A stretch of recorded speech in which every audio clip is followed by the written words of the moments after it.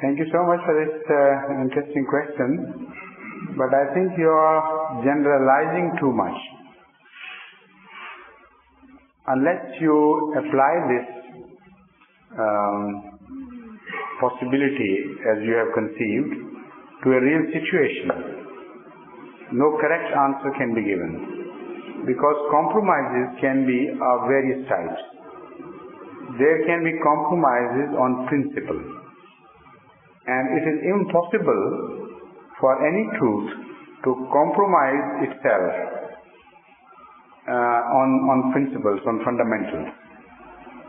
And as far as the compromise means submission, that is victory. It is a compromise.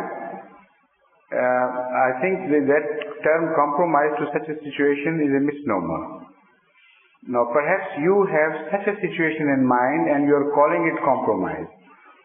Suppose there is confrontation between truth and falsehood, and people are using extreme force and persecution and prosecution and whatever they can against the truth, and trying to crush it by trampling it down under feet, and then they repent. They begin to see light, and then they say, no, we are not going to continue to do this. We better accept you. That acceptance is victory. There is no compromise. There is no situation of compromise which I can conceive between falsehood and truth. This is why Allah Ta'ala gave us the analogy of light and darkness. There can never be a compromise between light and darkness. Whether darkness succumbs of volition or of compulsion, it has to succumb to the onslaught of truth. And no situation of real compromise can ever be conceivable. If you can think of one, please let me know. Is it clear? It's clear to me, but please tell me. In fact, you're right, sir. This question is hypothetical.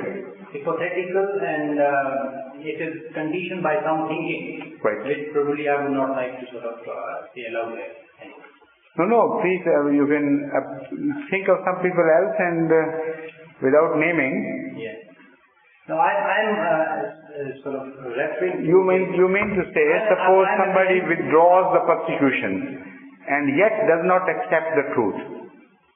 Is that what you mean? Exactly. Huh? Maybe, yes. Okay. So that would be a victory for the truth, and it will not be compromised upon the part of the truth. But if it is a clever move of a compromise, which is in fact inside something different, but outside it is what you mean trickstery. That is not compromise, that is trickstery, fraud. And Allah tells us about that too. يُخَادِعُونَ اللَّهَ وَمَا يَخْدَعُونَ وَالَّذِينَ آمَنُوا وَمَا يَخْدَعُونَ إِلَّا أَنفُسَهُمْ. If they try to trick the believers and play fraud upon them and snare them in their falsehood by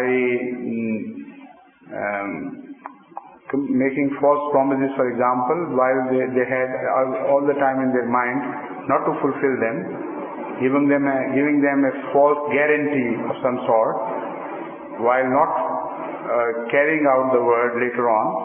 That sort of compromise you have in mind? But that's not compromise again. It is just trying to deceive someone, and that deception, if accepted in good sense, in good faith, is not called compromise. So Allah tells us that if such a situation occurs, and you in good faith, because you are being trained in believing others, and projecting yourself into the mind of the evildoers, you can't imagine yourself how evil they are. If such a thing happens and you are apparently deceived, then we assure you that it will be they in the end who will be deceived and not you yourself.